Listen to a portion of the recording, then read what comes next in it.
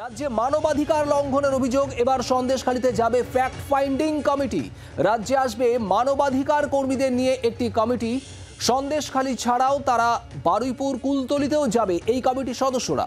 25শে ফেব্রুয়ারি সন্দেশখালীতে যাবেন মানবাধিকার কমিটির সদস্যরা। রাজ্যে আসবে অবসরপ্রাপ্ত বিচারপতি ও প্রাক্তন আইপিএসদের নিয়ে তৈরি এই কমিটির প্রতিনিধিরা। 25শে ফেব্রুয়ারি সন্দেশখালী যাবেন তারা। রাজীব চক্রবর্তী আমাদের প্রতিনিধি রয়েছেন আমাদের সঙ্গে। রাজীব, কি খবর পাচ্ছ?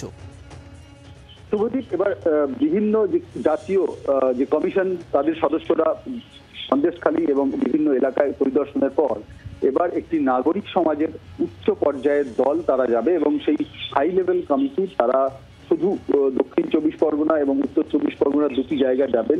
প্রথম দিন তারা যাবেন দক্ষিণ 24 পরগনায়, সেখানে রামনগর, বাঁশরা, বসিরহাটা, চুপড়িঝরা এবং নালগোড়া এই এলাকাগুলিতে যাবেন 24শে ফেব্রুয়ারি এবং 25শে ফেব্রুয়ারি তারা যাবেন কিন্তু সন্দেশখালী।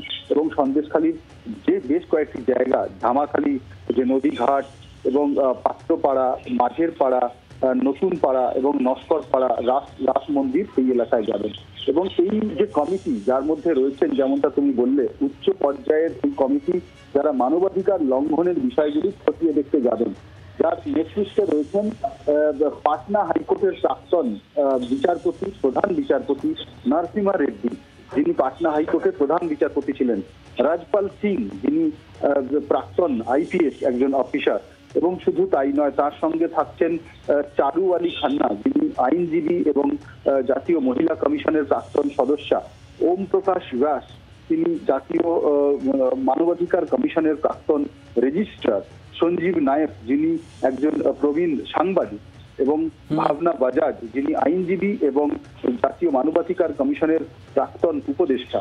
এই 6 জনের কমিটি তারা উত্তর 24 পরগনা এবং দক্ষিণ 24 পরগনার বিভিন্ন এলাকায় তারা যাবেন। বিশেষত সন্দেশখালীর ঘটনা উল্লেখযোগ্য। সন্দেশখালী নিয়ে আমরা দেখেছি যে জাতীয় কমিশনগুলি, মানবাধিকার কমিশন এখনো যায়নি, কিন্তু জাতীয় মহিলা কমিশন, তফসিলি কমিশন এবং বিভিন্ন কমিশন তারা গিয়েছে এবং তাদের সদস্যরা গিয়ে সেখানে পরিদর্শন করেছে। আর এই কমিটি যারা যাবেন, এই 6 সদস্যের কমিটি, তারা ফিরে আসবেন এবং দিল্লিতে ফিরে এসে তারা বিভিন্ন যে সাংবিধানিক প্রতিষ্ঠান রয়েছে তাদেরকে তাদের যে ফ্যাক্ট ফাইন্ডিং যে রিপোর্ট, তথ্য তালাশ করার পরে যে রিপোর্ট, তা তারা পেশ করবে খুব শীঘ্রই। এবং আগামী 24শে ফেব্রুয়ারি এবং 25শে ফেব্রুয়ারি তারা রাজ্যের দুটি জেলা, দক্ষিণ 24 পরগনা এবং উত্তর 24 পরগনায় যাচ্ছেন। ধন্যবাদ রাজীব।